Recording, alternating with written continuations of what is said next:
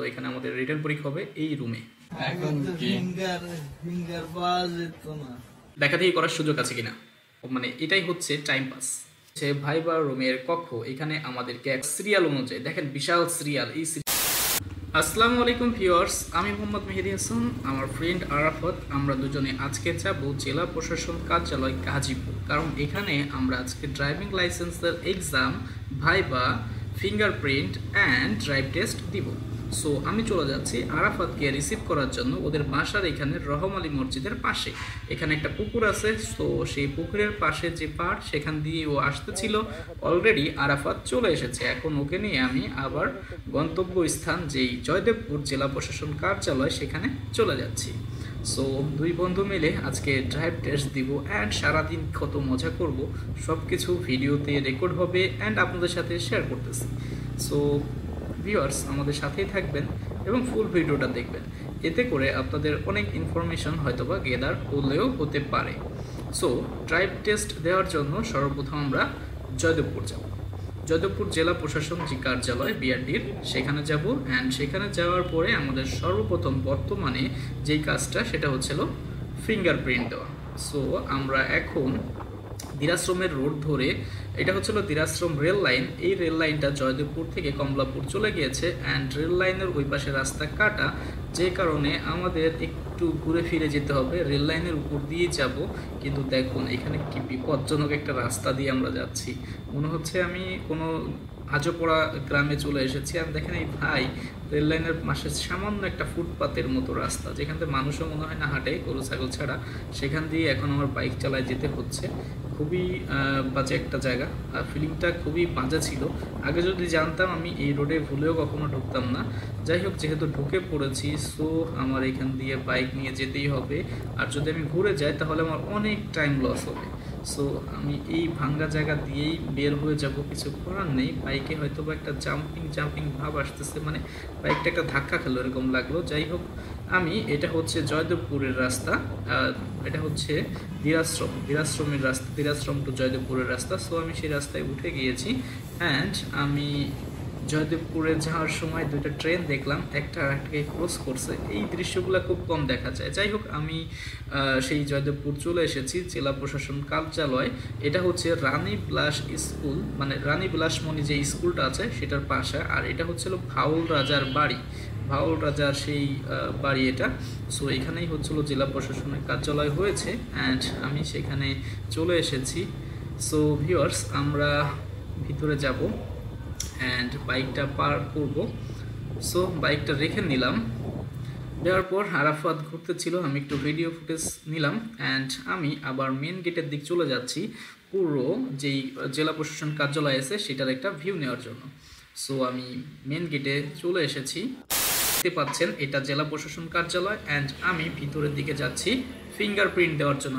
অবশ্যই আপনারা যখন ফিঙ্গারপ্রিন্ট দিবেন বা ড্রাইভিং লাইসেন্সের জন্য আসবেন, তখন আপনাদের ড্রপ টেস্ট, তারপরে হচ্ছে আপনাদের রানার কার্ড, এটা সাথে করে নিয়ে আসবেন। আপনাদের অনেক ক্ষেত্রে এনআইডি কার্ড এবং ছবি লাগতে পারে, এগুলো সাথে রাখবেন অবশ্যই। সো যাই হোক, আমি এখন ফিঙ্গারের জন্য যাচ্ছি। ফিঙ্গার দেওয়ার পরে আমাদের আরও অনেক কাজ আছে, এবং আপনারা যারা ড্রাইভিং লাইসেন্সের জন্য আবেদন করবেন আর যেদিনকে আপনাদের এক্সাম থাকবে, মনে করেন ওইদিকে সারাটা দিন আপনার চলে যাবে এই ড্রাইভিং লাইসেন্সের পিছনে।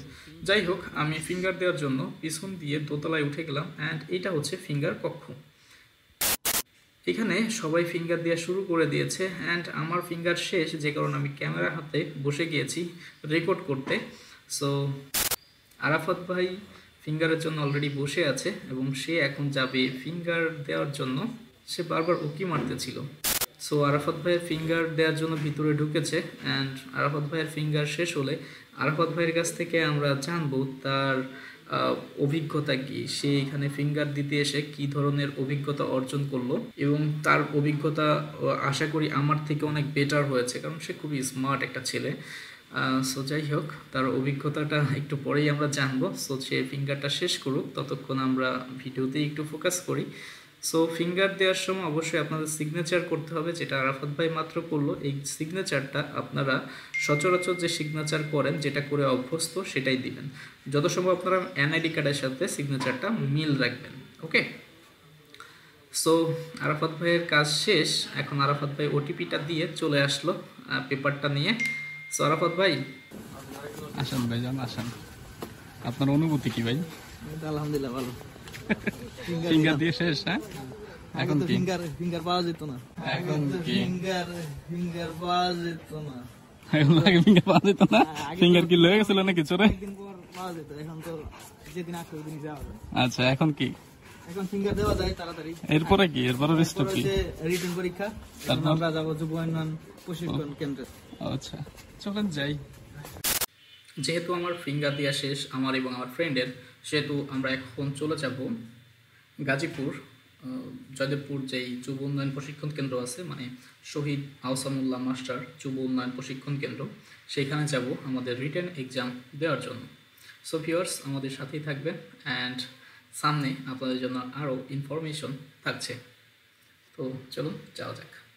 সো ভিউয়ার্স ফ্রেন্ডস, আমরা অলরেডি চলে এসেছি শহীদ আহসানুল্লাহ মাস্টার যুব প্রশিক্ষণ কেন্দ্রে। এই যে সেটার মূল গেট, অ্যান্ড এটা দিয়ে ভিতরে ঢুকলে আমরা যখন পিছনের দিকে যাব তখন একটা বিল্ডিং দেখতে পাবো যেটার নাম লেখা আছে ওয়ার্কশপ। এই যে এই বিল্ডিংটা, এটার নাম হচ্ছে ওয়ার্কশপ। এখানেই হচ্ছে আমাদের পরীক্ষা হবে, রিটেন পরীক্ষা। আমার ফিঙ্গার দেওয়া শেষ, আমি এখন এসেছি যুব উন্নয়ন প্রশিক্ষণ কেন্দ্রে রিটেন পরীক্ষা দিতে। সো যেহেতু ফিঙ্গার দেওয়া শেষ, তো এখানে আমাদের রিটেন পরীক্ষা হবে এই রুমে।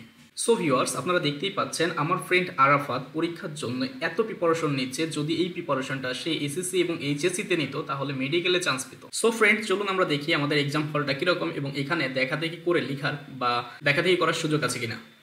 পরীক্ষার হলে ঢোকার পর যাহা বুঝিতে পারিলাম, এখানে দেখাদেখি করিলে এক্সপেল অথবা পরীক্ষা বাতিল। যাই হোক, অবশেষে এক্সাম পেপার দিয়ে দিয়েছে, নাম রোল লিখে ফেলি।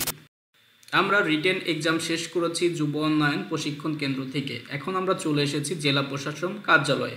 এখানে আমাদের ওয়েট করতে হবে রিটেন পরীক্ষার রেজাল্টের জন্য, কারণ রিটেন পরীক্ষার রেজাল্টের উপর আমাদের ভাইবা এবং ড্রাইভ টেস্ট নির্ভর করছে। সো আমি বাইক পার করে ওয়েট করব। অপেক্ষা করতে করতে যখন আর ধৈর্যের বাদ থাকে না, ধৈর্য শেষ হয়ে আসে, তখন এভাবেই নিশ্চুপ হয়ে মোবাইল টিপতে হয়, মানে এটাই হচ্ছে টাইম পাস। এই যে সাউনিজিয়া যে ঘরটির নিচে মানুষজন জড়ো হয়েছে, এখানে দেওয়া হচ্ছে রিটেন এক্সামের রেজাল্ট। রিটেন এক্সামের রেজাল্টে আমরা দুজনেই পাশ করেছি। এখন আমরা দুজনেই চলে যাচ্ছি ভাইবা দেওয়ার জন্য উপরে, মানে দোতলাতে আমাদের ভাইবা এক্সাম হবে, অ্যান্ড ভাইবা এক্সামের পরে আমরা চলে যাব মাঠে ড্রাইভ টেস্ট দেওয়ার জন্য। সো আমরা সিঁড়ি বেয়ে দোতলায় উঠছি, অ্যান্ড এই হচ্ছে ভাইবার রুমের কক্ষ। এখানে আমাদেরকে এখন ওয়েট করতে হবে ভাইবার সিরিয়াল অনুযায়ী। দেখেন বিশাল সিরিয়াল, এই সিরিয়াল কিভাবে যে ব্রেক করবো আর ওয়েট করবো আল্লাহ জানে। অবশেষে আরাফাত ভাইয়ের ভাইবা এক্সাম শেষ হলো এবং সে ভাইবার রুম থেকে বের হয়ে এসেছে। আমাদের দুজনের ভাইবা পরীক্ষাও খুব ভালো হয়েছে, যে কারণে ভাইবাতে আমরা অ্যালাউ হয়েছি। এখন আমরা যাব রাজবাড়ির মাঠে, মানে গাজীপুর জয়দেবপুর রাজবাড়ির মাঠে যাব ড্রাইভ টেস্ট দেওয়ার জন্য। তো চলুন আমরা ড্রাইভ টেস্টের জন্য রাজবাড়ির মাঠে যাই। আমি আমার বাইকটাকে বের করে নিচ্ছি এখান থেকে। দেখুন ভিউয়ার্স, গাজীপুর রাজবাড়ির মাঠে বাইক টেস্ট বা ড্রাইভ টেস্ট দেওয়ার জন্য কত বাইক এবং কত মানুষ এখানে জড়ো হয়। এ তো খুবই অল্প, একটু সময় ওয়েট করবেন, 3টা বা 4টার পরে এখানে প্রচুর মানুষ হয়ে যায়। একটু পরেই আমাদের ড্রাইভ টেস্ট শুরু হবে। ড্রাইভ টেস্ট শুরু হওয়ার আগে সকলেই এইভাবে যার যার বাইক নিয়ে ট্রাই করতেছিল যে এই যে যেই আটের মতো ঘুরতে হবে এটা করা পসিবল কিনা, সবাই ট্রাই করতেছিল। সো তাদের দেখা দেখি আমার মনেও আগ্রহ জাগে। সো আমিও এখানে গিয়ে ট্রাই করি। সো দেখেন ভিউয়ার্স আমার অবস্থাটা কি হয়েছিল এখানে। বাইক ড্রাইভিং টেস্টে আমাদের সকলের চেষ্টা যখন বিফলে গেল, তখন গাজীপুর বিআরটিতে কর্মরত মমিন ভাই আমাদেরকে দেখালো কিভাবে ইংরেজিতে 8 এবং বাংলায় 4 একে বাইক চালিয়ে আসতে হয়, এবং এভাবে আমরা অনেকেই চেষ্টা করেছি, পরে সফল হয়েছি। অ্যান্ড মমিন ভাই আমাদের একবার না বারবার 2বার দেখিয়েছে। সো চলুন দেখি মমিন ভাই কিভাবে বাইকটা চালিয়ে আসলো, একটু স্লো মোশনে দেখার চেষ্টা করি।